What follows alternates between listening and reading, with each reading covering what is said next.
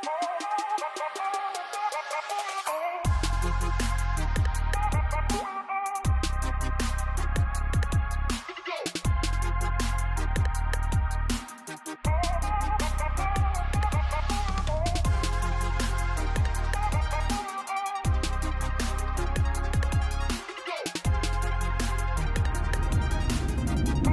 g'day guys, welcome. For those that are new to the channel, welcome. My name's Mark and welcome to MGA Drive. And you love when you are running late. I don't like it at all, running late for work, but I got the trusty little Corgi, the JCW. We're on our way and hopefully we'll make it in time. Just want to say a big thank you as well to everyone for the video that I made on the daily, on the JCW and Corgi.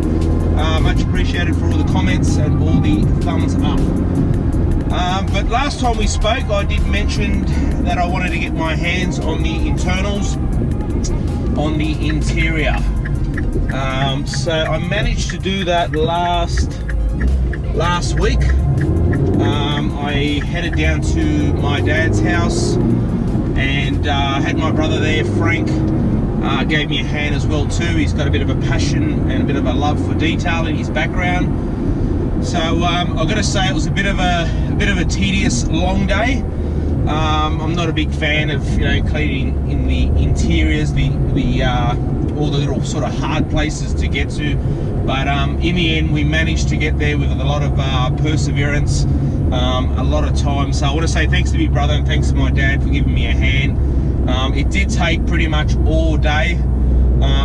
I know you're probably thinking, geez, it's only a small car, how can it bloody take so long? But I've got to admit, it was pretty bad.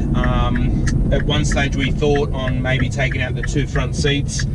There was a lot of stuff stuck under there as well too, and it's always exciting when you do have a new car. Like I said, you do want to get your hands on it and make it your own.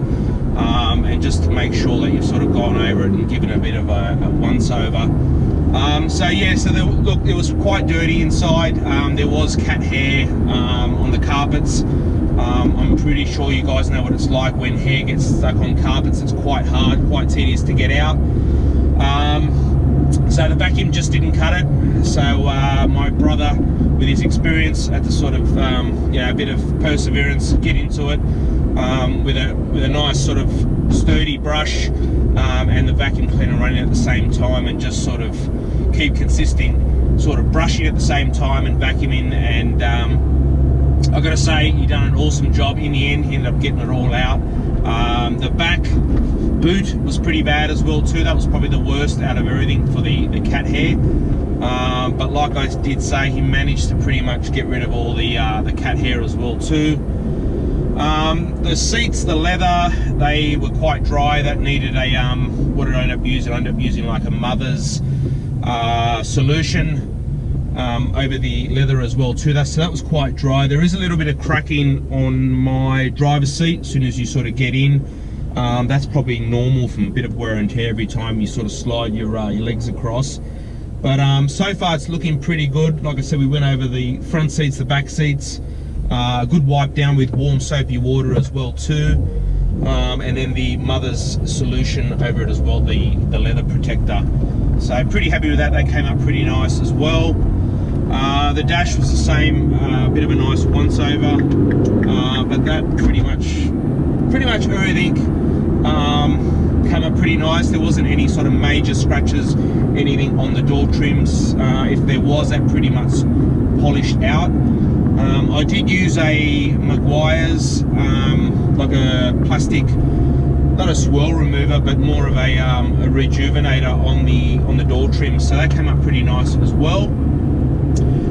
The center console here, where the handbrake is, that had a lot of stuff stuck into it as well too. Managed to use a bit of soapy water with that, a bit of a fine toothbrush, and pretty much got it all out as well too, guys. So overall, pretty happy with it. The interior's done.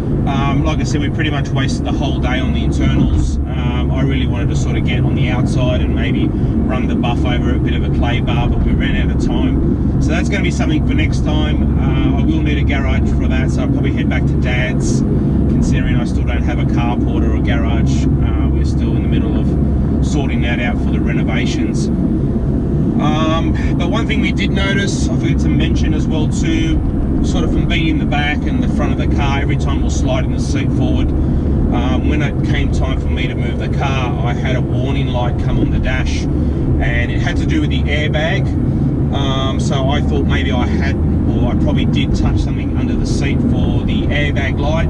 The passenger side light came on as a warning. So we stuck our hands under there, looked down the side where the clips are for the airbag, but for some reason we couldn't find it. The fault kept coming up on the screen.